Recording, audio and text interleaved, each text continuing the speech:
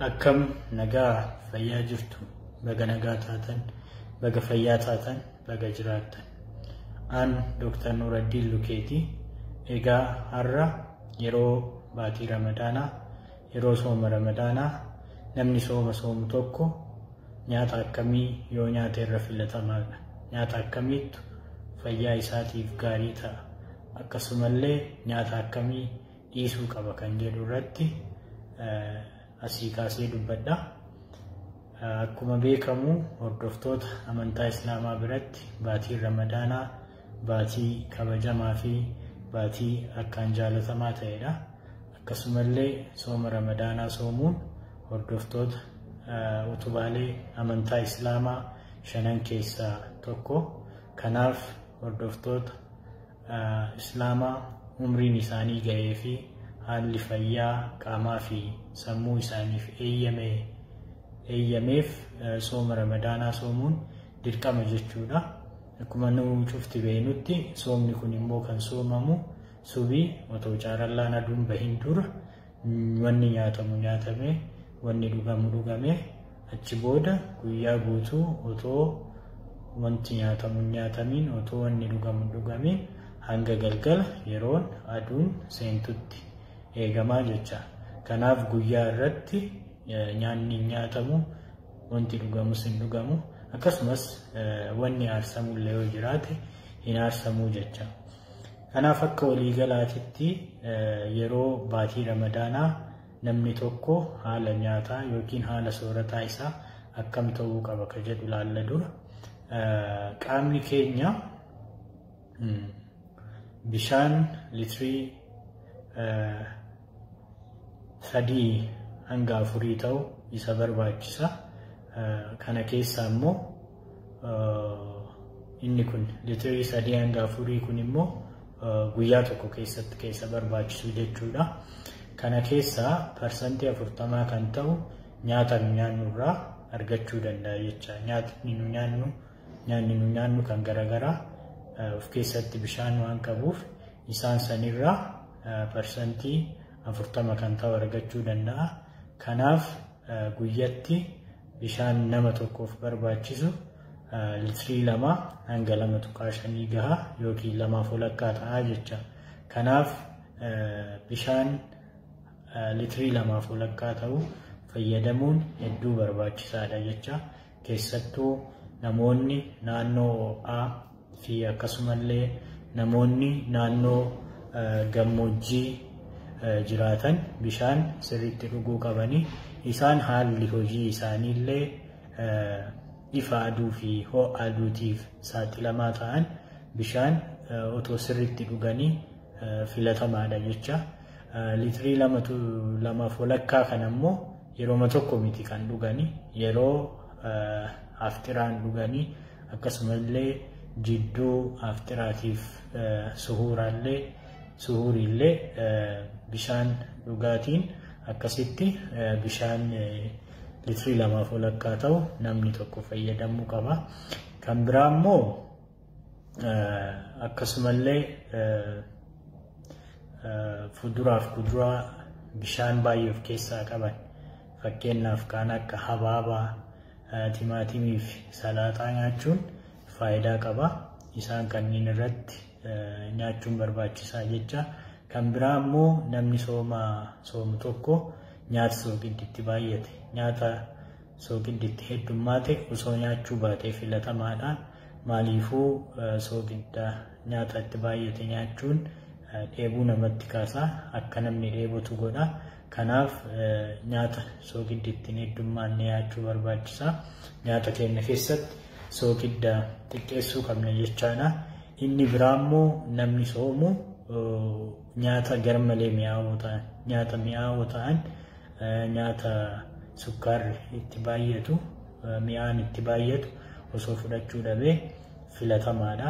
Kan biraa immoo nyaata qibaatiin itti baay'atu nyaata zayitiin dhadhaan akkasumas coomni itti baay'ate osoo fayyadamuu baanne irra gaarii ta'a. Inni biraa immoo yeroo namni soomu tokko keessattuu yeroo suhuurii dhugaatiilee akka kaafiinii of keessaa qaban kan akka bunaa, shaayii fi kookaa-kollaa yeroo suhurii keessattuu osoo fayyadamuu baatee filatamaadha.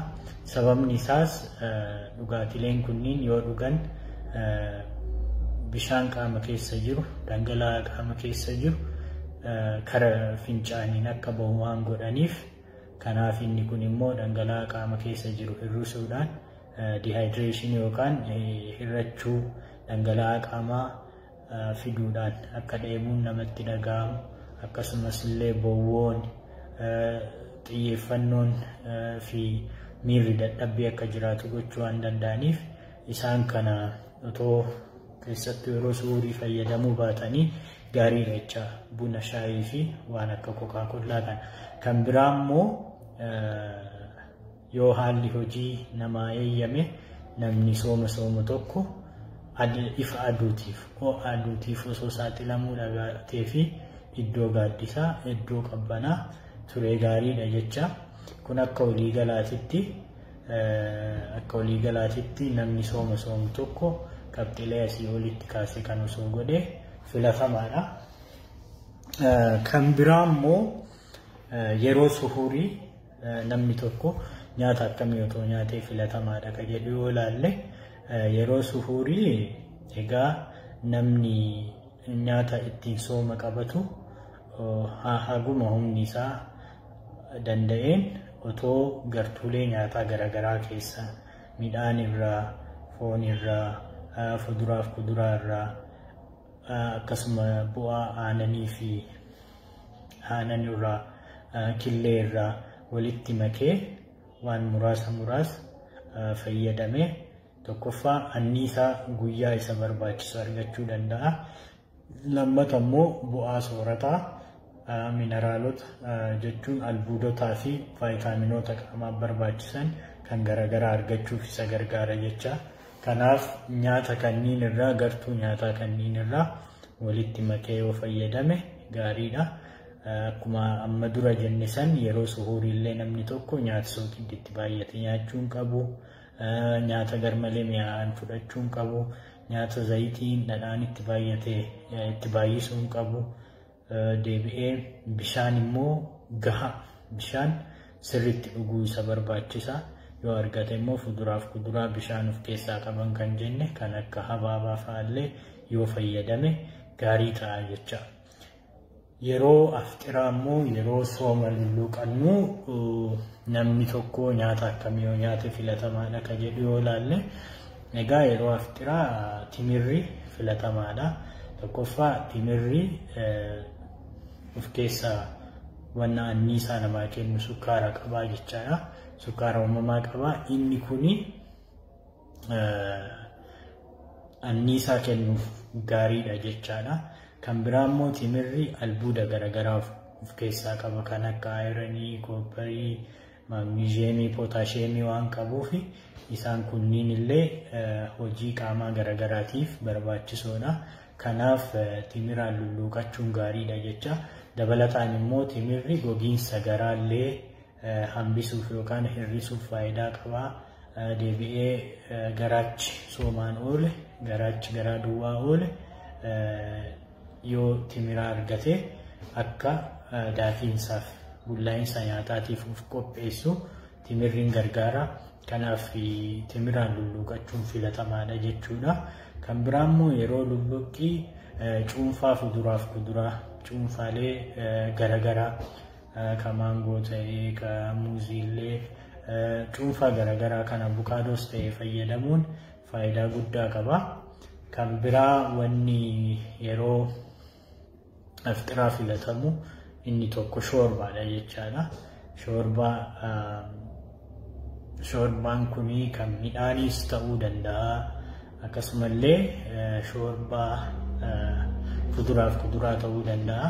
Shoorbaa fudhachuudhaan erga timiraan lulluuqatan booda bishaan gahaa dhuguu, san booda shoorbaa fi yookaan immoo cuunfaa fuduraaf kuduraa juusii garaagaraa fayyadamuun dhangala'aa qaamni keenya barbaachisu bakka buusuun hin danda'amaa jecha.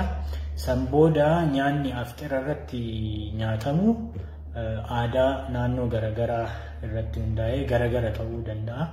Kanaaf nyaanni aftira irratti nyaatamu sun immoo erga timira fa'aa nyaannee shoorbaa yookiin cuunfaa fuduraaf kuduraa kana nyaanne booda daqiiqaa 15 hanga 20 yookiin immoo sa'a walakkaa eegnee san booda gara nyaata ijoo sanitti yoo dabarre gaarii ta'a jecha. Kanaaf nyaata illee yoo nyaannu immoo yeroo tokkoon baay'ifnee nyaatu osoo hin tahiin suuta suutaan nyaachuu barbaachisa. Dabalataan immoo erga aftira nyaanne booda cadhifnee taa'uu osoo hin tahiin deemsa miilaa yookiin sochii qaamaa gochuun daran barbaachisaadha. Kanaaf wanni nyaataa fi dhugaatii yeroo ramadaanaa irratti har'aaf isinii qindeesse kana fakkaata. Galatoomaa ulfaadhaa waan nu hordoftaniif isinis hordoftoota biraatiif sheer gochuudhaan itti deemaa. Galatooma ulfaadhaa. Ramadaana gaarii qabaadhaa.